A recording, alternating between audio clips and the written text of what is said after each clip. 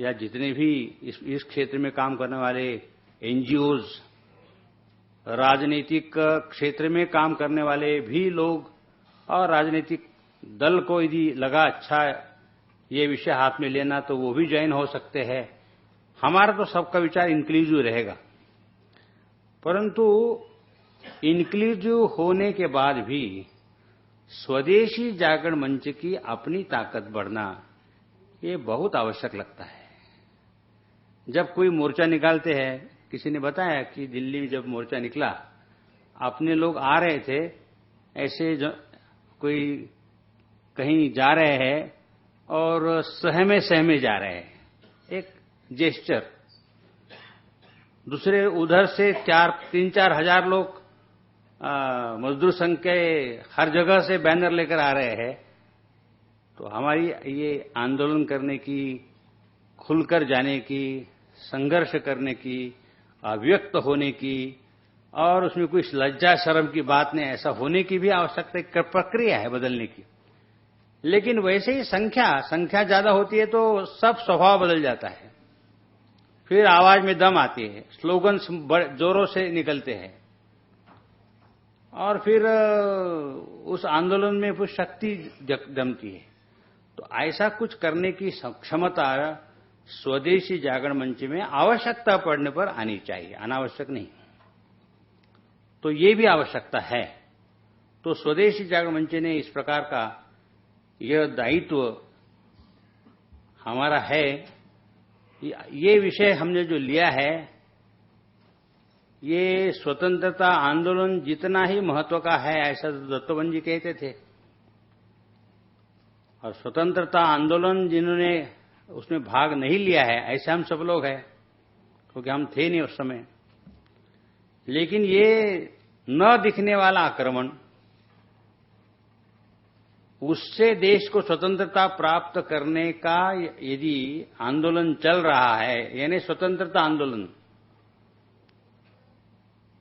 और उसके हम सैनिक हैं ऐसा मानकर यदि उस आंदोलन में हम काम करेंगे तो जो आनंद,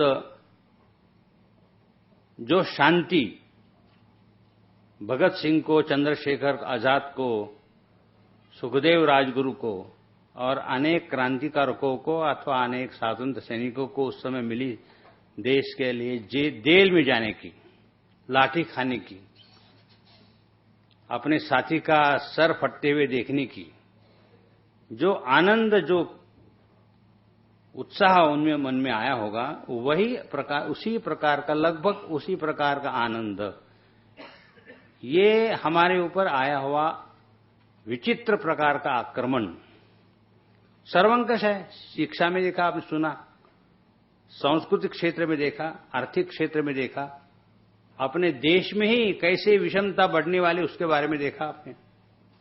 तो यह सर्वंकष आक्रमण है, न केवल भारत की जनता पर परंतु दुनिया के सब गरीब देशों पर यह आक्रमण है। और करने वाले कौन है? कि जिनको दूसरों के ऊपर जीना अनिवार्य है अपनी श्रीमंती बनाए रखने के लिए,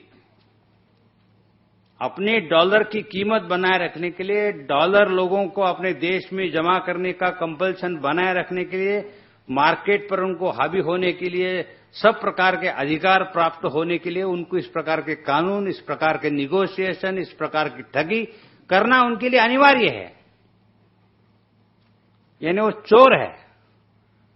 ऐसी स्थिति में ये हमारे देश का हर व्यक्ति इनके खिलाफ लड़ने के लिए तैयार कैसे होगा? कौन सा चरखा सामान्य आदमी को स्वतंत्रता की ललक पैदा करेगा? क्या सिंबल होगा हमारा? ऐसा विचार करने की बहुत आवश्यकता है। और इस आंदोलन को दत्तोबंद जी ने बताया वैसे एक स्वरूप होगा ऐसा नहीं है, इसके अनेक स्वरूप होंगे, अनेक मोर्चे होंगे, अनेक स्थान होंगे, अनेक संस्थाएं होगी, परंतु उनको जोड़ने वाला ये जागरण मंच होगा।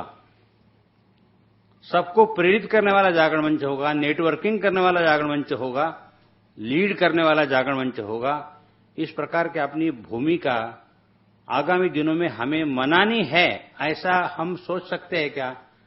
ऐसा ही ऐतिहासिक काम करने के लिए जागरण मंच की स्थापना हुई है और अब तक का जो काम हुआ है वह भी ऐतिहासिक है। मिनिमम इन्वेस्टमेंट होते हुए भी स्वदेश जागरण मंच ने जितने प्रकार के प्रस्ताव, जितने प्रकार की बातें की है और राष्ट्रीय अंतर्राष्ट्रीय स्तर पर उसका जो परिणाम दिखाई दे रहा है, मुझे लगता है कि अपना आंदोलन केवल भारत का आंदोलन नहीं रहा है, तो दुनिया के सभी गरीब देशों के वहां स्वदेशी की लड़ाई लड़ने वालों का सबका मिलकर आंदोलन है। उनके साथ भी नेटवर्किंग करना है और उनके साथ नेटवर्किंग करके दुनिया के अंदर इस प्रकार का शोषकों का ये शोषकत्व, दादागिरी और उनकी इंपेरियलिज्म, इसको रोकना है, उनका पराभव करना है, इनको एक्सपोज करना है और अपने देश के जो लोग जिनका काम है देश की सुरक्षा करना, देश का भवितव्य उज्जवल बनाना, वे देश को गुमराह करते हुए देश की गरीब जनता का शोषण करने के लिए उनको जो मार्ग प्रशस्त कर रहे हैं और कानूनी रूप से उनके लिए आने के लिए दरवाजा खोल रहे हैं, ऐसे सब लोगों को प्रहरी न मानकर उनको जनता का भय उत्पन्न हो, इस प्रकार की शक्ति हमारी होनी चाहिए और उनको सही मार्ग पर चलने की बुद्धि हमारी शक्ति के कारण, वैचारिक ताकत के अंदर उत्पन्न होनी चाहिए। ऐसा ये आंदोलन अपने देश में उत्पन्न हुआ है, जो आंदोलन अभी तक हमने सही मार्ग पर लेते हुए यहां तक पहुंचे हैं। देश की परिस्थिति ऐसा चाहती है कि आंदोलन सफल होना चाहिए। गरीब देशों का शोषण, गरीब देशों के अंदर जो विषमता, सांस्कृतिक प्रदूषण और कंज्यूमरिज्म बढ़ाने के लिए परिवार तोड़ने की जो एक कुकृत्य वो कर रहे हैं, गरीब देशों के अंदर जितने भी रिसोर्सेस है उसको शोषण कर रहे हैं, ऐसे सभी जो उनके इरादे हैं उन सब के बारे में अपने यहाँ के कार्यकर्ता यदि प्रशिक्षित होते हैं और इनके खिलाफ संघर्ष करने की मानसिकता, वैचारिक संघर्ष करने की मानसिकता, यहाँ के लोगों को कन्विंस करने की अपनी क्षमता बढ़ती है, उनका साथ लेने की अपनी, समन्वय करने की अपनी ताकत बढ़ती है और श्रेय लेने की बात नहीं है, ऐसा मानकर देश की स्वतंत्रता की लड़ाई है, सबने साथ में चलना चाहिए। इस प्रकार का आह्वान करने की स्थिति में हम आते हैं तो मुझे लगता है कि बहुत बड़ा ऐतिहासिक कार्य हमारे द्वारा अपने भारत माता की सेवा के लिए होगा, ऐसा लगता है। और यही इस विचार वर्ग में अन्य सभी विषयों के साथ साथ ये अपने लिए, संगठन के लिए, मूवमेंट के लिए आह्वान ध्यान में रखकर इसको हम करेंगे, ऐसा विश्वास लेकर हम चले, ऐसा मुझे लगता है।